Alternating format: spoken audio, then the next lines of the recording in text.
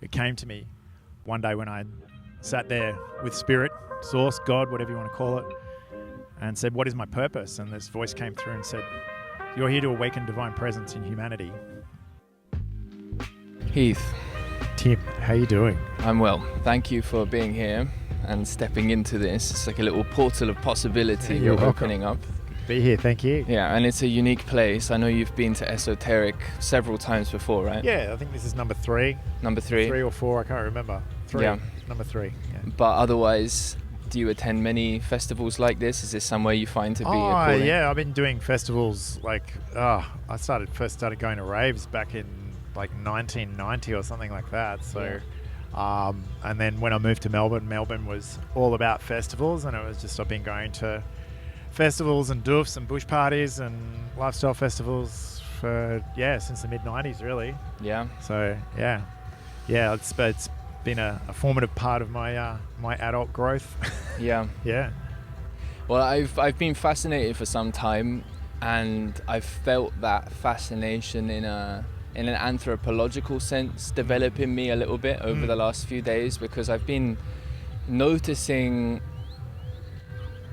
patterns of how people cultivate their sense of who they are and their service in the world. Yep. That reliably takes shape in relation to these festivals. And I'm curious about what are the organizing patterns, what are the organizing principles, what are the organizing types of belief that afford a sort of a belonging and a bonding together, which seem to support people through what is, I think most presciently here, a spiritual journey. And I met you through attending one of your workshops here last year, and we've just attended one today, which was a bit shorter than I think last year's one. I think last year's was a couple hours. Around about 40-50 minutes, yeah. Okay. Well, might have gone a bit quicker. Yeah, and it was one of my first sort of. Well, I've had a few experiences relating with the transformative meditation, transformative field that you are creating with your voice and with your presence, and it's something that I'm very, very curious about, how you've come to cultivate this side of yourself, or this wholeness of yourself, perhaps. And one of the names you used to refer to it is Starseed activations. Yes. So what does that mean? Yeah. So, well, firstly, I guess giving a bit of a context to the work that I do. So, for me, the work that I do has and always will be around raising consciousness on the planet, right? And by that, I mean literally assisting people to transcend the limitations in their own mind, the limitations in their own emotional field, to move into grounded, higher states of love and of unconditionality, of peace and joy and gratitude, right? And ultimately abundance and freedom. That's like my purpose is to awaken divine presence in humanity. And I awoke to that a long time ago, over a decade ago. It came to me one day when I sat there with Spirit, Source, God, whatever you want to call it, and said, what is my purpose? And this voice came through and said, you're here to awaken divine presence in humanity. And I was like, okay, cool. And I received it. And then I sort of, I sat with it and just couldn't accept it. So the next day in meditation, I asked again. And the same words came through, and it was coming from the same place every time. It was like this really deep place where I hadn't consciously heard words and essence come before, in my meditation. And that went on for about a month, and then eventually this voice said to me, it's not that you don't know your purpose, it's that you don't accept it, you're not stepping into it. And it was in that moment that I realized that I was doing that everywhere I went. I was just literally awakening people to their divine presence, whether it was talking to someone on a tram, whether it was buying milk at the corner shop, whether it was DJing, because I had a really colourful career as an underground DJ for over a decade, Whether it didn't matter what I was doing, you know, or just being on a dance floor or walking down the street or whatever. It was like, that's what I was doing. And with that realization of that, I could then start to bring more conscious awareness to doing that with people, not so much for, but with people, joyfully and casually in who I was. But at the same time, it empowered my work as a thought leader and a coach and as a spiritual facilitator, really, and as a teacher. So the Starseed activations is sort of something that came a good sort of 10 years after that, after I'd been through a massive journey of personal awakening, and coming to a point within myself where it was like realizing that I was already awake and that the work wasn't so much about awakening anymore. The work that I was doing with myself and the work I was doing with the world was about alignment, right? It's like aligning the way you think, feel, and act, aligning your expression in the world with who and what you are in truth and what you're here to do, you know? So Starseed Activations was born after I'd been through this period of trying to take my coaching, take my teaching, take my thought leadership, take my message, and package it into something that I thought the world could accept. You know, how can I assist the world to accept this purpose that I have, you know? And I came to a point where I really wasn't that happy with what I had created. Not that it was doing great work in the world, there's no doubt about it, but it wasn't aligned, you know, because alignment was becoming the most important thing. And so I sort of let a lot of what I was teaching and a lot of programs I was running and courses and client groups that I had, I let it dissolve and come back to something very simple, and did a lot of inner work of just really connecting in with myself, connecting in with my soul, forming a fantastic relationship with me. And that's when it came to me that of what I had actually been through, this incredible awakening process that I'd been through, of awakening to knowledge and practices and languages and healing techniques and all this stuff that I had never learnt in this lifetime. Like I'd studied a lot, but what I was implementing was almost like a muscle memory of something else, you know. And I had heard the Starseed story very early on in my spiritual evolution, and kind of catalogued it. Oh, maybe I'm a Starseed, and sort of left it there. And it was through this process of going inward that I realized that I was a Starseed. What had happened was that I had been activated to a certain level at a point in time on this planet that was around 2011, 2012, really stepping into it, because there was a higher purpose. And it even extended beyond the words that I'd been given that day of, like, you know, you're here to awaken divine presence. It was more than that. And I didn't even need to label that. I just needed to know that my presence here was doing something. And my message really became that everybody's presence here is doing that. We're all doing it. And so my target became really focusing on, my mission became about assisting the Starseeds to activate to their true potential. Other Starseeds, other souls who are here with contract, mission, whatever you want to call it, to assist in this planetary transition that's taking place, of this raising of consciousness, which does have a tipping point, and that tipping point is what we're calling the New Earth. And so that's where the Starseed Activations was born, because I'd simplified everything, and my guide said to me, you know, just run this thing, activating Starseeds. And I was like, well, what do I call it? And they said, well, let's just give it the working title, Starseed Activations. Call it what it is, you know? And the working title became the title for the workshops. And I didn't know what was going to happen. I organized a whole bunch of people at the convent in Melbourne. I thought maybe 30 or 40 people had come. It was packed out. It was 150 people there. And I ran the first Starseed Activations. And all I knew is that some codes were going to come through, some teachings, some healing work was going to come through, but I didn't know what. All along, my guides were saying, look, just create the container, step into it. It will be like a vacuum. You'll all of a sudden know what to do. And I did. and the Starseed Activations was born, and the first code that came through was courage codes, because it took a lot of courage for me to step through that barrier of needing to package what I do in a way that would fit in, that would be okay with my family, that would be okay with my friends, that would be okay with the world, that maybe it was safe to not be all of who I am in how I package my work to the world, and realizing that it was safe to do that, you know, and that took a lot of courage for me to do that, to say, hey, I'm a channel and I am part of my mission. It's not all of my mission. Part of my mission is here to communicate on behalf of higher dimensional, extraterrestrial, benevolent beings that are here to assist us in this process of transition that we're taking place. And that's how it was born. Yeah, thank you for sharing.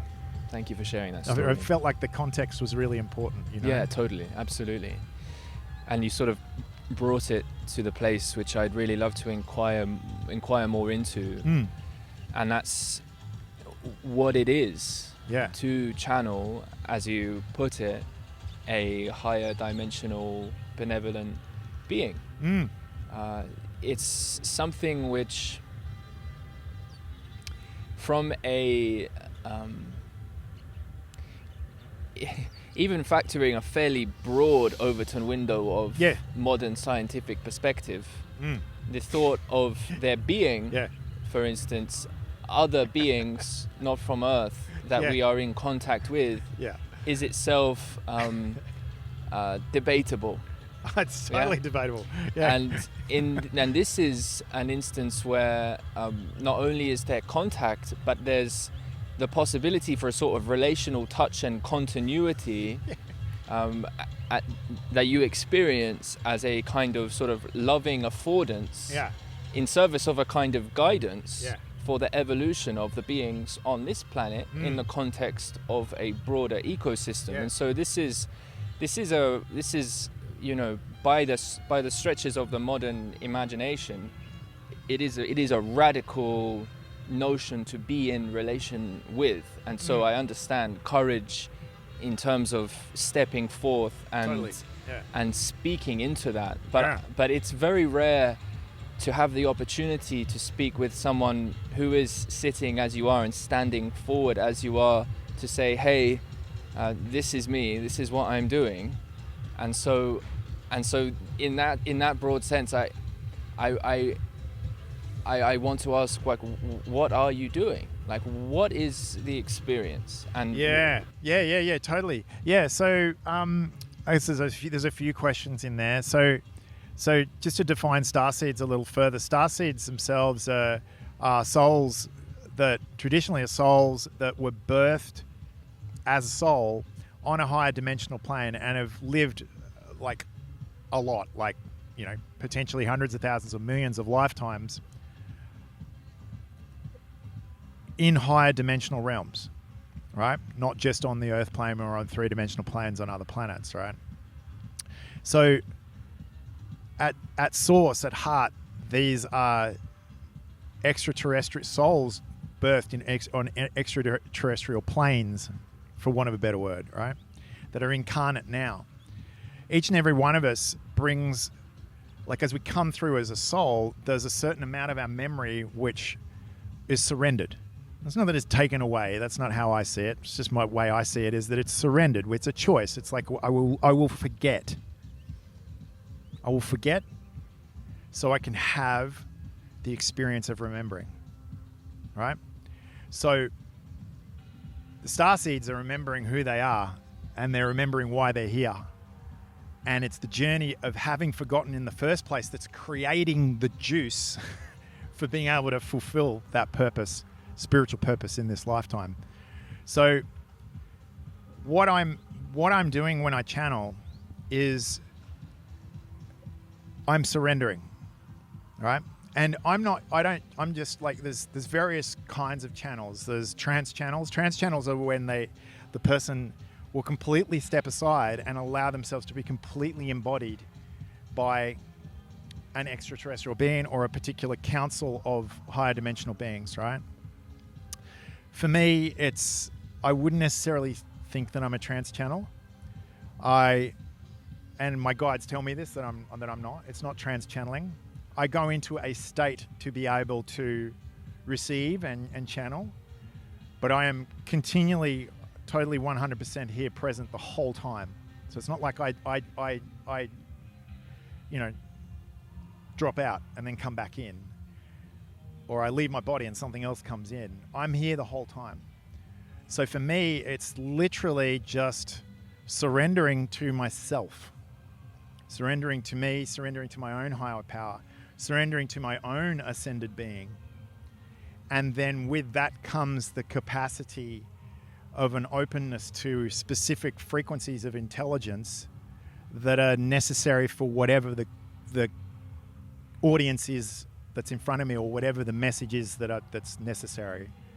Does that make sense? Yeah, it makes sense. I mean, I can relate to that in an embodied sense, through my own experience of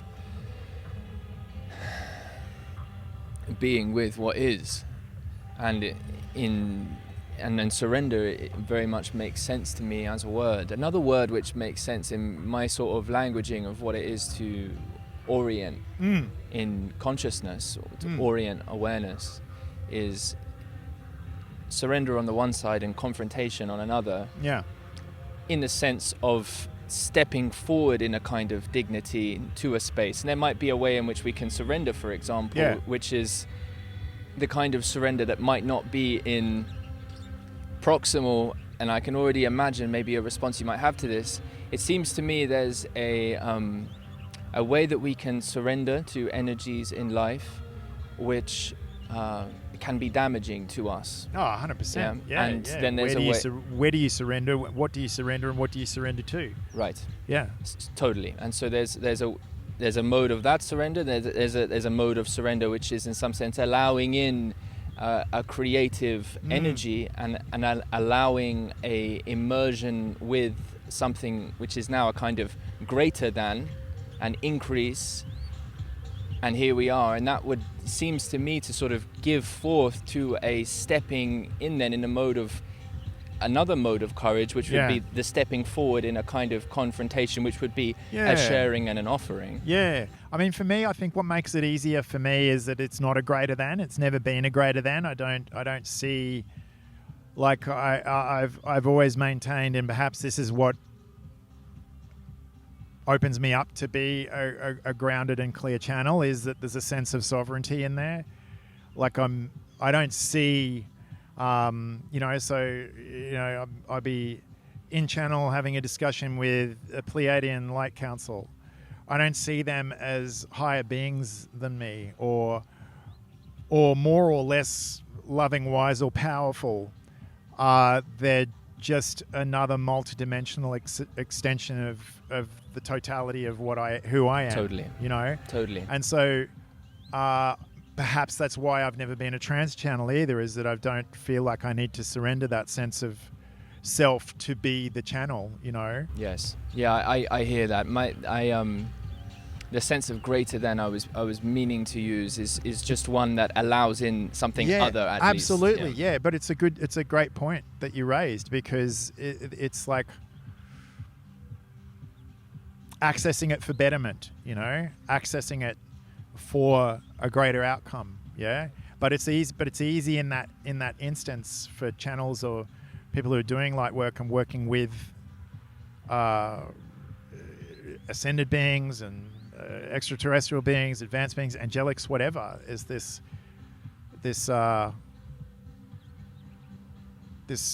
like, you can have reverence and respect without surrendering your power, and I feel like for me, I also want to say with channeling that we're all channels.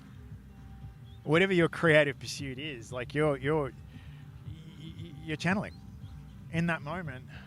That alignment thing I was talking about, you align with this sense of self that's integrous and true, and in that, what stems forth is inspired creativity, and this is where we discover talents that we didn't know we had, and in those instances, I believe we call back the emergence and the experience of our soul memory.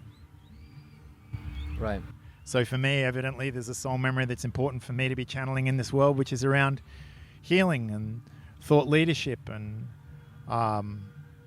service, and for others it could be, and music as well was a massive one and still is, and it'll come back one time at some point for me. For some people it might be visionary art, for some people it might be podcasts, and like that's your creative pursuit, and that's where an element of your soul is permitted to reveal more of itself. And so in that essence, all of us are channels. We're all channels for our higher dimensional self,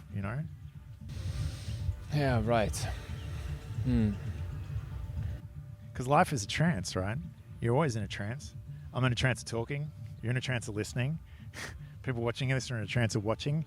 It's like, so what's the trance that we're engaging in? Is this a trance of purpose? Is this a trance of transcendence? Is this a trance of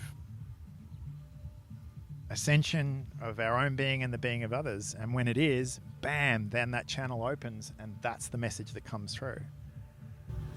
Yeah, I hear you.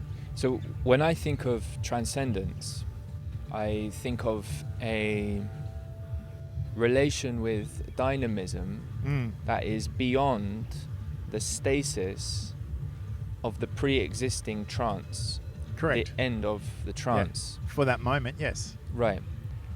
And that relating then with potential and allowing to come through something other, in that sense participating in creation, becomes a mode of influence into the broader field of actuality, which contributes, of course, to another trance. Totally. Yeah, that's right. So when you're in a state of transcendence, others will start to go into it as well. Right. Well, so one of the things that I've been sort of reflecting on and contemplating for a long time. So I'm a philosopher, and I think a lot about spirituality and religion and many things in the context of our current cultural moment, what it is for us to gather, what it is for us to communicate across different sets of language, potentially different belief structures, different identity complexes, and of course how wounds and the various ways we are caught up in a particular trance of fixation becomes profoundly relevant. And so I'm curious to ask a bit in the following direction, which is, when we engage in a kind of, let's say, a transmission of creativity that's profoundly open, as we've sort of been discussing, that influence has a catalytic contribution to the field. Yeah. It opens people up to patterns they may not have been relating with as consciously before, but are in some sense profoundly relevant for them to be in relation with. But in the process of doing that, in the process of opening the field to patterns that are perhaps that next proximal step for becoming, we create as we've just discussed, the conditions to lay, in some sense, a new trance, a set of new patterns, a kind of formation structure. And I think about religion in that context. I think about religion in terms of the etymology of it, in terms of the to rebind, to reconnect, and a certain observance to what those patterns are. And I'm curious because I appreciate so much of the transformative, I'm not even going to say potential, like the reality, right? Yeah. It's not for me to comment on. Clearly, transformation is occurring at many levels, far beyond what I can be in imminent relation with. And I recognize there's a deep layer of patterning which would involve dynamics of economics and culture and various things, and different religious belief structures and desires for sort of awakening insight to crystallize into understanding that can be in relationship with culture more broadly, can come into a kind of coherence that can become something that can afford us together, in some sense, to continue our evolution together, to continue our kind of loving transformation. And I just wonder, in your experience, how you relate to the notion of religion, because there's a lot of the language of spirit, question. There's not as much of the language of religion. And from my perspective, we can't just speak about spirit without recognizing what it's influencing. Totally. Well, the first thing I want to say is that, I think one of the misconceptions, general misconceptions around religion is that religion and spirituality are the same thing. And it's possible to be spiritual without being religious. And it's also possible to be religious and be non-spiritual about it and think that you are because you're following a set of rules and guidelines, right? So it's kind of like, I see spirituality as things, and religion are two things that can be linked but are not necessarily the same. And I think a lot of people misunderstand that. Second thing is, I think that religion, a really good definition for religion that I was introduced to through one of my mentors many, many years ago, is just to see it as a set of guidelines, some maps, some models, some structures of connecting with your divine truth, connecting with source, infinite field, God, whatever word you want to give it.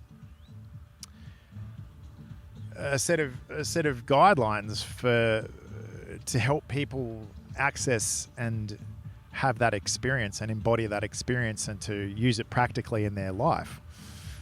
If you view religion from that perspective, which I think resonates for me, it's like, it's, a lot of people is sort of like, there's a bit of a bad and good conversation that goes on around religion. Oh, I'm anti-religion. I'm religious, kind of thing that goes on. And it's sort of, if you look at it from that perspective, it sort of transcends that. It's like, it's do those set of guidelines resonate with you or not? Does the map resonate with you? Does the model resonate with you? Does it speak to your truth? And if it does, it's probably a good one. And if it doesn't, then it's probably not a good one for you, So I believe that every single one of us has and is our own religion, right? So if you look at religion from that perspective, if let's just hypothetically say that's what religion is, right? Some people might have a different opinion, but let's just play with that as a hypothesis. That's religion. The maps, the models to connect you with source, God, whatever. Then I believe that every single human being on this planet, it doesn't matter what happened in previous lifetimes, parallel lifetimes, whatever, that we're all here to experience a level of enlightenment of some description, right? That's why we come here into the physical as souls, is to evolve spiritually. So what that means is that there's a unique evolution and a unique enlightenment pathway, a unique ascension pathway, if you like, for every single human being. Every soul that's born into physicality, each time, however many have been born in this time we've been speaking, for each of those, there is a whole new, unique enlightenment pathway, and thereby a whole unique and new religion, right? And so spirituality, to a certain extent, I feel is about forming your own religion and hypothesizing and playing with certain things and seeing what works, seeing what doesn't, seeing what's aligned, retaining what works, discarding what doesn't, and where you feel the need to adapt the inner rules to get it more aligned so that you have your own map. Because ultimately, each and every one of us are the map, the territory, the map, the person reading the map. We're all of it. But the map is never the territory, right? The map is never the map can never, ever explain the territory to the full extent. You can go hiking with a map and it'll get you to a really beautiful spot. But when you get there, if you don't fold the map up and have a look around and discover it for yourself, then you're going to miss out on all the beauty of what that map actually, what the essence of that map is to help you get there so you can get to a point where you can explore it for yourself. Totally. But ultimately, we're the maps, we're the map keeper, we're the map maker, we're the territory, we're the everything, and we're just playing in that. And that's what I see the role of religion is. The challenge, I think, for a lot of people is that organized religion, to a certain extent, has a pattern of telling people what is and isn't possible for them in their own unique pathway. Because even though someone adheres to a religion, they might adhere to that religion, but they still have their own pathway. And I think that's where a lot of people form a negative association with religion and spirituality, is that they see it's like a one-size-fits-all. And to a certain extent, many religions really do actually tout that. And a lot of philosophies and followings and, do as well. But, the truth of the matter is that that's not the case. We're all unique, and ultimately when we find our way to whatever the there is, meeting ourselves, it'll be our own pathway. Right, yeah, I hear that. It's right in the nexus of a paradox I've been exploring in some writing recently, which should be published in a few months' time. The notion of a unique pathway, and in some sense, spiritual process as enabling a more whole realization of that pathway, a more colorful, richer, awakened, aware sense of connectedness to one's journey. That's something I see a lot of. I resonate with that expression. I see that the term religion in terms of something that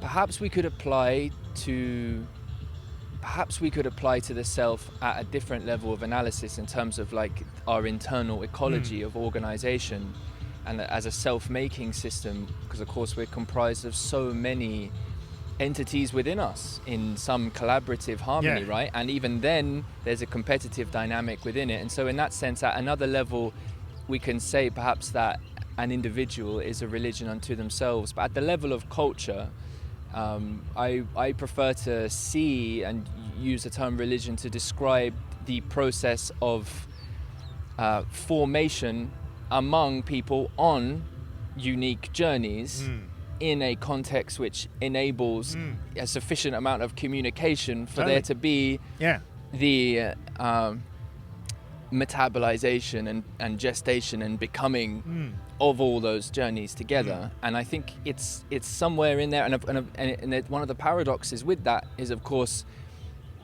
the more we develop a particular way of communicating so as to know each other, given this sort of differences in our unique pathways, then we can, as you sort of mentioned with institutional religion, which is that seems to be like a vector of it, because as soon as we develop a communicational way that can be participated in as like a third person affordance and become something to help enculturate people on their journeys, we are speaking in some sense of a kind of institution. And so in that sense it honors, it's like a deep honoring of spirit, and at the same time can disgrace it by tightening too much and not allowing a unique relationship by becoming with it. Dogmatic. Exactly. And so being with the paradox of that was some of when I spoke yesterday, it's the paradox of that was definitely part of what was palpable. Is palpable for me is in a silence, because there is this what I'm feeling, let's say what I'm feeling called to, and I suppose I'm in good company to share what I'm called to. So one of the things at least is to just knock on that frequency, knock on that door, like just point here. It's like, hang on a second, we can't avoid this predicament, we can't avoid this dynamic, and I want to see more, I want to participate more consciously in the weaving together of our coming to understanding about how we're gathering together, about how we're participating in the broad patterns of ecology, and not to bypass that aspect onto ultimately something which is probably, it would tend in some ways to be a little bit more regressive. Like in the case of being here, well, there's always a previous pattern to tune back into, and there's a value in that in music and in the cultural memes of our time and the energies, for instance, of present culture. We jump onto the digital. There's all these memes and archetypes playing out, and so there's always a frequency to fall back on, right? And that's good. Like I'm not saying that's necessarily an issue, but there's. It feels to me that we cannot abdicate the responsibility of stepping into the paradox of what spiritual experience implies, for religious orientation. So for me, the idea that we can be spiritual without being religious is to shut our eyes to the influence we actually have by virtue of our becoming on our unique pathway. Because as soon as we become, now we meet the world in a slightly different way, maybe in a more expansive way. Maybe we can better discern on the way what is more aligned with some value we care about or not. But that has, that interaction has an effect, and that effect participates in the shaping of the context in which we all belong.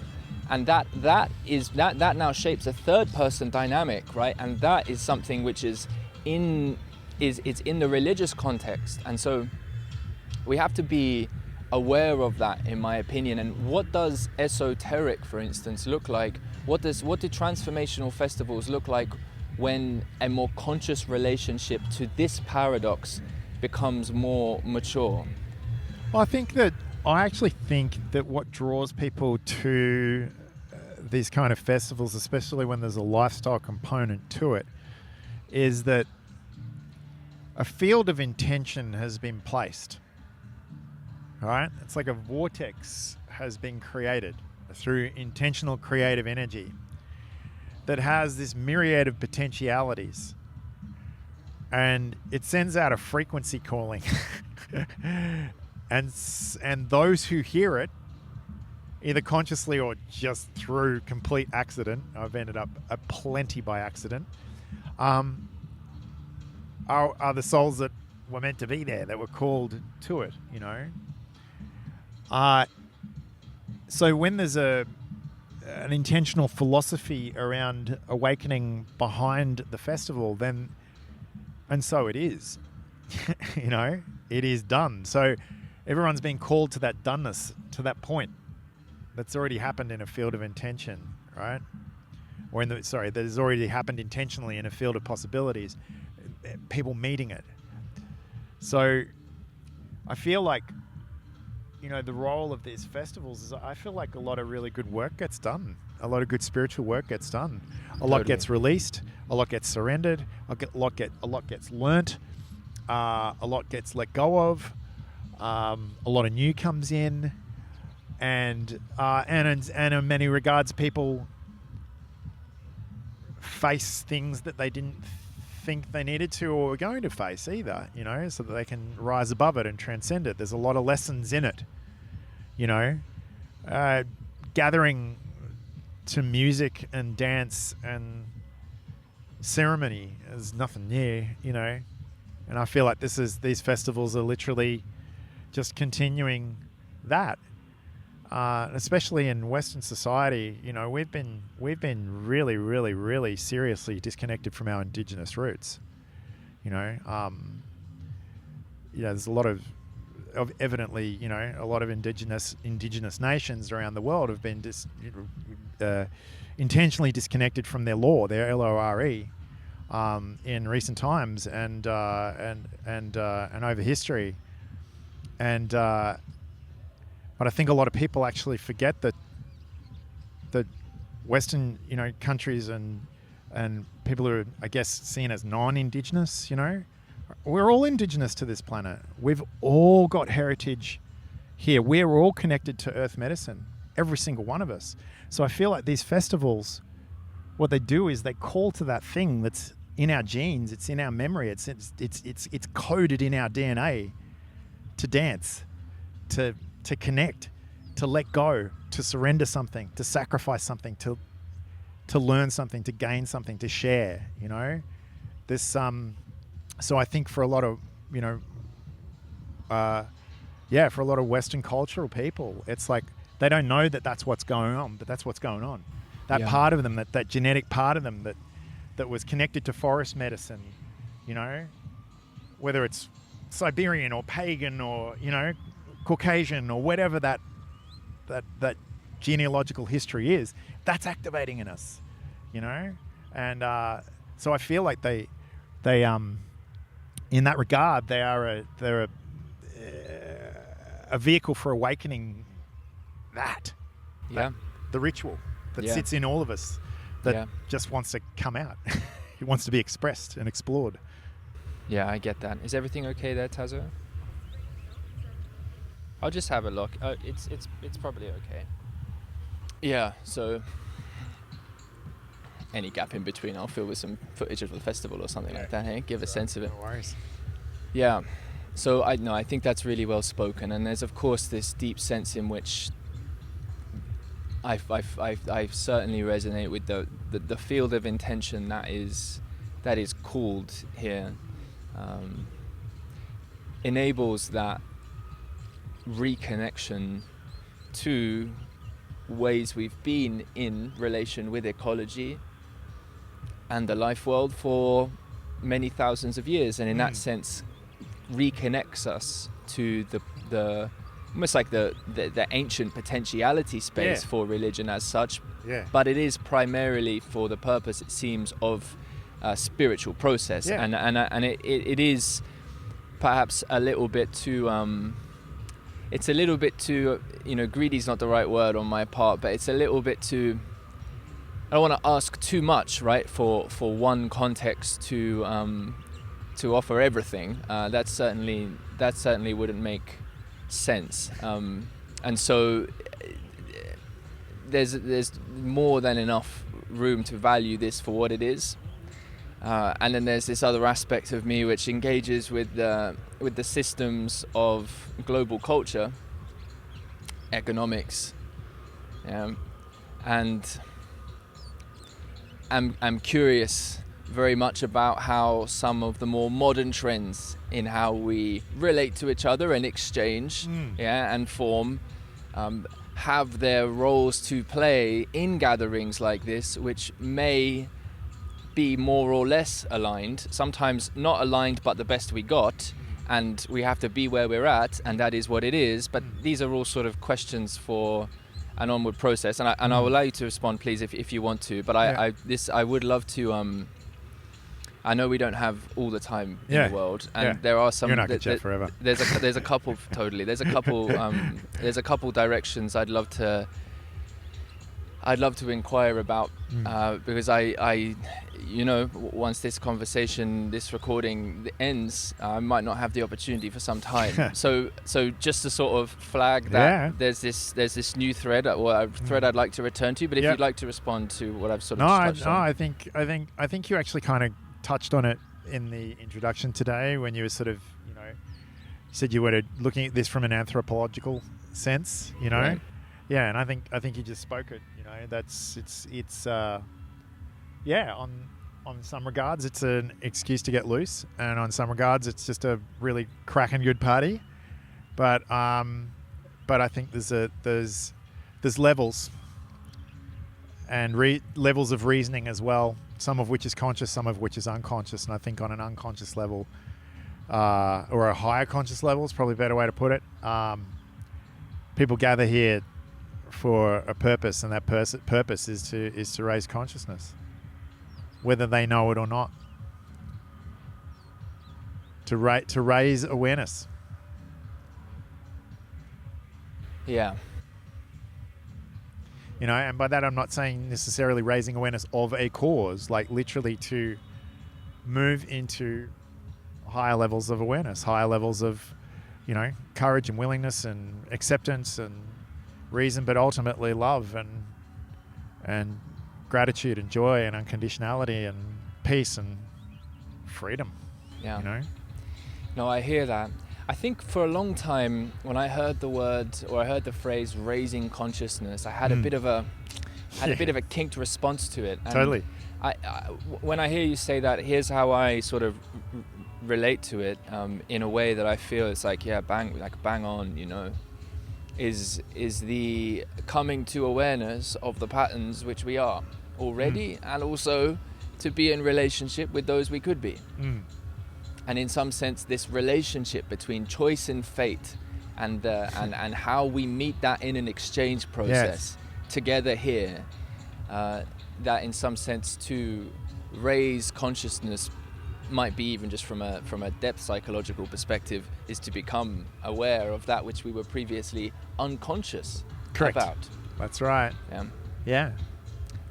It's not necessarily to be, well, because I used to hear it and I think, what do people mean, like raising consciousness? You going somewhere and leaving here, doesn't here matter? No, it's really, I feel like it's about bringing it here. And it's interesting you should say that, because I think a lot of spirituality has a lot of sort of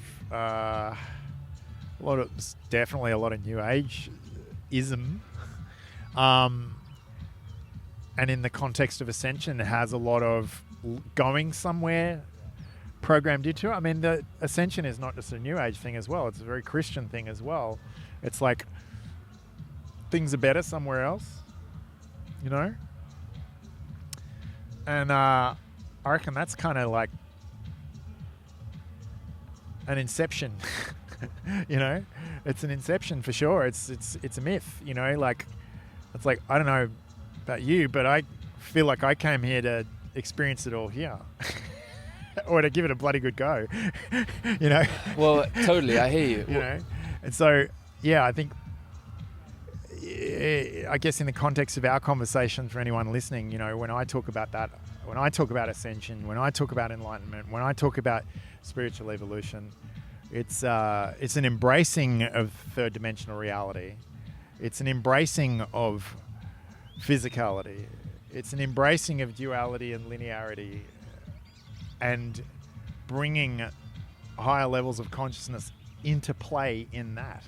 Because evidently, as a soul, I know if that's not what I came here to do, then I landed at the wrong place. Right.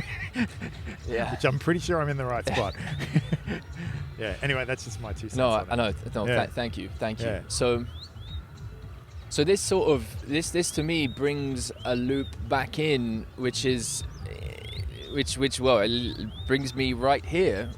Yeah. Speaking with you, because and I appreciate you said something similar in the workshop, the importance of embracing the here and now in the sense of this physical experience, and the dynamic of the forgetting and the remembering, right? And then you are also expressing a relationship you have with other beings from other dimensions, who are in some sense distinctly not here. I can't see them in the same way I'm seeing the unicity of you, right? I can perhaps see the energy and enthusiasm in your expression and behind your eyes, which is like, I ain't just here by myself, right? Yeah. And so in that sense, we can be with the creative process.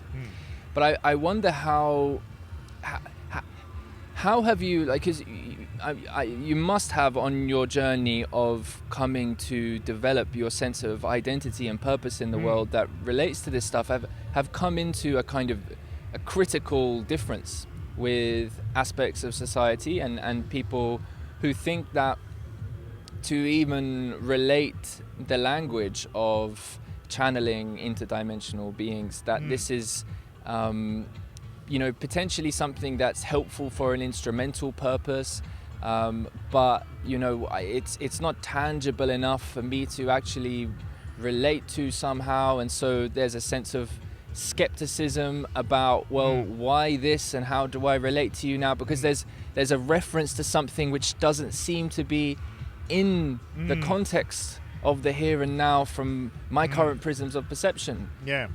That's a challenging thing to relate to, because of course, well, maybe we feel like we're not seen when we feel as though something profoundly real for us is unable to meet in relation and to be treated with a certain kind of dignity. So what has that experience been like for you, and how do you meet that in terms of expressing in a public context? Yeah. It's interesting because I don't just channel. When I say higher dimensional beings, it's not just galactic beings or extraterrestrial beings. It's nature as well. Like it's elementals. It's higher dimensional spiritual beings. There is a beingness in everything. Any of us could sit and channel that tree's story. You could sit and have a conversation with that bird. You can even, I've had conversations with clouds. Like, everything is an expression of consciousness. The entire universe is an expression of consciousness. Show me what part of the universe is in the universe. So what part of it isn't consciousness, and what part of it isn't conscious, and therefore what part of it doesn't have a consciousness that can be accessed. So right here and now, it's like, who's to say that there isn't a higher dimensional aspect of yourself or a higher dimensional being that's speaking through you right now, and you're just not aware of it. All right. It's, there's a lot of musicians that I watch since I've really got into channeling and observed it further in myself and studied into it further. It's like, there's a whole heap of really good artists and performers out there that, as far as I'm concerned, are just channels. It's like something else comes through, right? And so all of these aspects, it's like they're just aspects of our higher self. What is your highest self? Well, your highest self is God, source, whatever you want to call it. And so for me, these days, I refer to myself more as a channel for source, but my source, and so within that, if there's specific elements of higher dimensional guidance that are in support of what it is that I'm doing, more to the point, are actually aligned with what I'm doing, then they'll be speaking through me, as they may actually be speaking through me right now, and it's like I could sit here and I could tune in and tell you which parts are and which parts aren't. But I feel like, I less talk about the light councils and the guides that I channel these days, because I feel like it's less important to talk about them, because for a while there, people were, a lot of people were following my stuff, were placing the importance on the intelligence and where it was coming from. And to me, that didn't feel like it was so important. What was important was that I was speaking from a higher place within myself. I was speaking from my truth. And, the message that I have for people is, is to speak from your truth, is to be all that you are. No more, no less, and speak from that. And within that, you will channel what you need to channel. And where it comes from is not important, unless, of course, it's important. And then you'll know. Yeah? You'll know. This is nature speaking through me. This is, the goddess of whatever. This is this particular angelic or that particular ascended master or whatever, And I feel like the other important thing to sort of mention is that, in bringing conscious awareness to channeling within ourselves, it's important to have inner protocols, So for me, I have a very strong protocol that's like, I only wish to channel that which is, and you might have heard me say it at the beginning of my presentation, I say it quickly because I'm like doing invocations, but I only choose to channel that which is in the highest service of the highest evolution pathway of myself and humanity in the physical and beyond. It's like that's it. Nothing else, And so I think sometimes we, in the process, like, some channels make it a lot about what and who they are channeling and less about the context. And I feel like the context is important. And this sort of comes full circle in our conversation about religion as well, because the more maps and models that we overlay on something, the more we dilute the context. If we create a context that is I'm here to be all that I am, no more, no less. And I'm here to hold space for others to be all that they are, no more, no less. And within that, to experience the greatest levels of joy and love and peace and freedom possible. And then we just hold that as a context. You're going to channel everything you need to channel, and it doesn't matter where it's coming from, because it's going to be coming from somewhere good. I think that's well spoken, and I think that, you know, many of the people listening or watching this who've been involved in the context of these conversations, of course, previous ones on the channel, but also many privately, locally, online, will hopefully resonate with that call to the expression of truth in relation, and to come as you are, in relation with what you could be, and to have and to be in an orientation of, well, and here as soon as we start to say too much more, it becomes about how we're languaging, what are the models to try and speak to the thing. That's and right. So love is a word, like God, like source in some sense, which is I say in a way where it's like, I say it as an offering to be worthy of its expression, and I'm not speaking to it in an encapsulated way. And so it is a matter of what I have trusted is in the resonance of what it is to meet and interact. Now, to do that in the context of something that's also seeking a rigorous relationship with difference, particularly when it comes to patterns. You know, this is it's certainly a challenging process, but I appreciate the call. In some regards, it's you know, words. You get to a point in this conversation like this where it's kind of like the labels, the identifications, the explanations, the maps, the models become superfluous, because we're dancing around something that can't be danced with in words. You know, like, you know, God, source, you know, like, ultimately these things are ineffable. To even think that the human brain can truly understand through knowledge what that is to me is almost laughable. That's it. That is the cosmic joke. Totally. Certainly, you know? certainly to contain, certainly knowledge in the sense of a contained understanding. Can we share in it? Having the maps, the models, the words, the identification is important, though, because we do need to play with these things. We do need, our mental body needs to wrap itself around it. Our emotional body needs to wrap itself around it. This is our sense-making technology in the human body, right? Yeah. So it's like, we've got to have the words, but I think it's always important to remember that we don't have the words. Yeah. They're not there. And that's awesome. Totally. That's great. That's just perfect, you know? Totally. Yeah.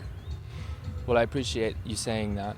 Now, you know, we've been speaking for some time, and so, you know, I'm looking to sort of move this to a close. Yeah, sure. I do want to ask something that's, you know, personal, and there's part of me that's asking it going, you know, I'm fully expecting as well that you might not wish to. Yeah, sure. But, you know, I've witnessed you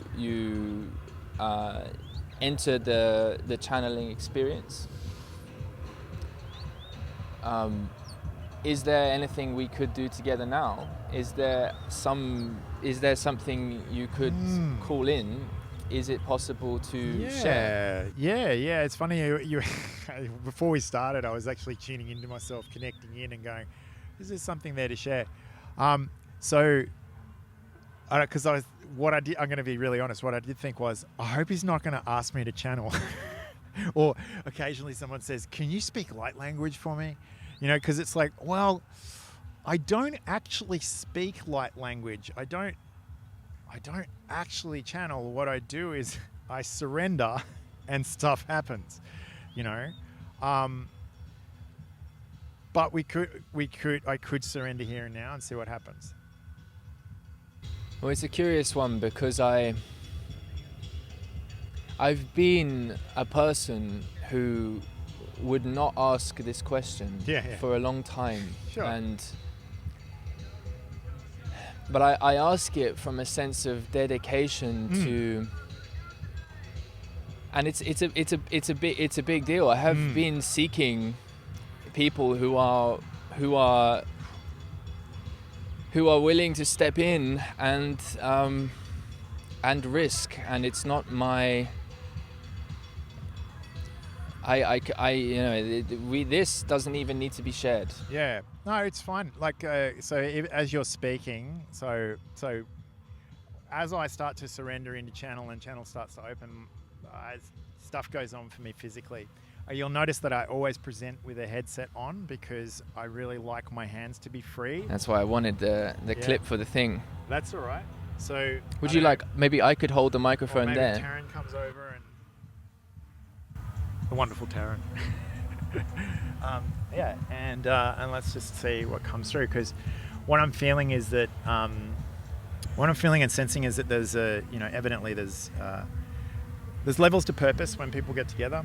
So there's a purpose that we've gathered here for, which is intentional and around discussion and around some specific topics, but that there's always a higher or more indescribable, more ineffable kind of purposes. So what I'm feeling is that for you and crew and for people watching this or listening, there's a transmission of sorts that is ready to come through. So in this transmission, it's very likely to be toning and light language, although there could be some spoken message that comes through. Lots of moving of my hands, which is doing energetic work and working on a quantum level in the field of everyone here, but also in the field of the people watching this, whether live or not, it doesn't matter. It's all in the ever-present now. So, and just letting people know that what's about to come through is with the highest level of intentional service for the divine highest good of all who receive it. And so it is. Hey-yo!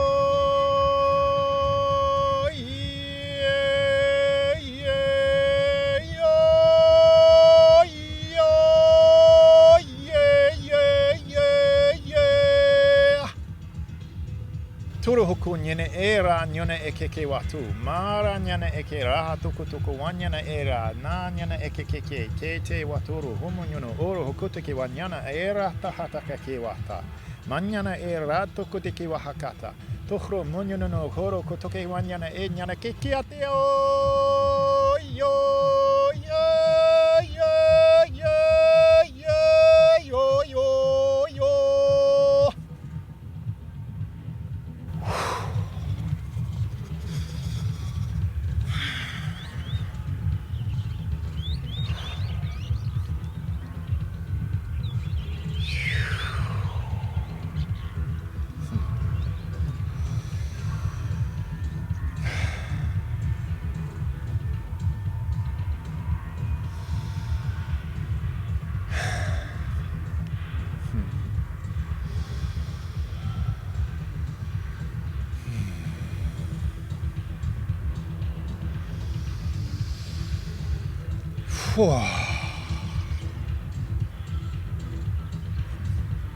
So it is.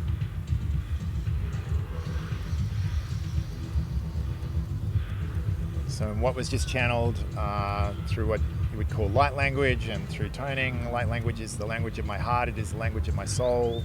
It is the language of my ascended self. It's the language that's beyond structure and form. It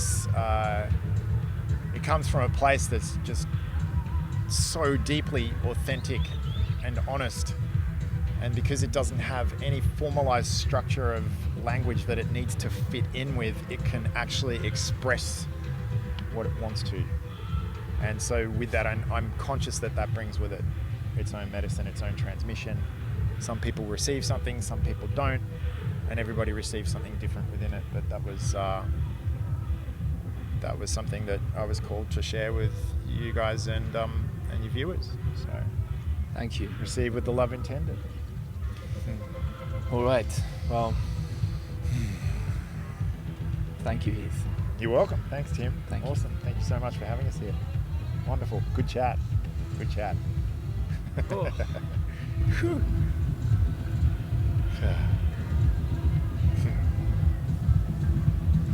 So do you find in your process that the integration of what you've experienced in that channeling comes through in language later. So do you make sense of it later? We can if you want. I mean, yeah. Do I make sense of it later? Sometimes I make sense of it as it's coming through. Particularly when I'm in nature, actually, since you're asking. In nature, it's like there's another voice there translating it for me. But I think what it's trying to do is to give me a conscious understanding of the whatever the magic is that's going on between me and nature, so that I can actually start to understand it at a mental level. So yes and no, yes and no. But I really do make a conscious choice of not trying to explain it and not trying to understand it, because then what it does is it leaves it in the space of non-dilution, right? So it maintains its essence. So there's it's like, when you set it, you get a whole bunch of, you set up a whole bunch of goals and intentions. You got your big toilet roll list of like, all the things I want to achieve and have in life, right? But behind that, there's an essence that's instantaneous, that's beyond words, and sometimes it's good to leave it there. Yeah, totally. Because it maintains its power. And but yes, a transmission is like a download. So that was a download for me, definitely, and then that download was for others as well. And so it carries with it a download that will, over time, days, a lifetime, whatever, will start to express itself in whatever form is necessary for that particular person. Right. And if there was nothing in it for a person listening, if it was not intended for them in any way, then it's like nothing's happened. Right. Yeah. So I remember I have seen you channel like a distinctive voice or call on a being to help provide a particular message. Yeah. And is that a different experience to do that one? No, it's no different because when so I think you've seen me channel the Lyran 3, which is a set of lion race beings that I work with, and in those instances they're coming through me anyway. So it's all coming through my ascended self, which is a being called Narya. Right. So it's like it's stepped down. And I have it set up in that way that it comes through my soul, it comes through my ascended self. That's like the filter that it comes through. Yeah. That's to maintain integrity to my own mission. Yeah. And to stay grounded in my own experience. And also to let it be an expression of my own medicine rather than something or someone else's. If that makes sense. Yeah, I hear you. Yeah. Well, let's bring it to a close there. I just want to thank you one more time, brother. Yeah. Thank you. Excellent. Thank you, Tim. Wonderful. Thank you, guys. Both of the sun. Hope you're all right in the sun. Thank you for listening. Voicecraft Conversations expand how the world is known. It's about connecting souls and building culture. If you'd like to learn more about the Voicecraft project, you can do so at voicecraft.io. We run online events for a global network and local events in Melbourne, Australia. Check out course offerings at the Voicecraft Academy and become a member of the Voicecraft online community at voicecraft.network. And thanks to patrons for your ongoing support. Patrons receive exclusive content and discounts to events. Find out more at patreon.com/voicecraft.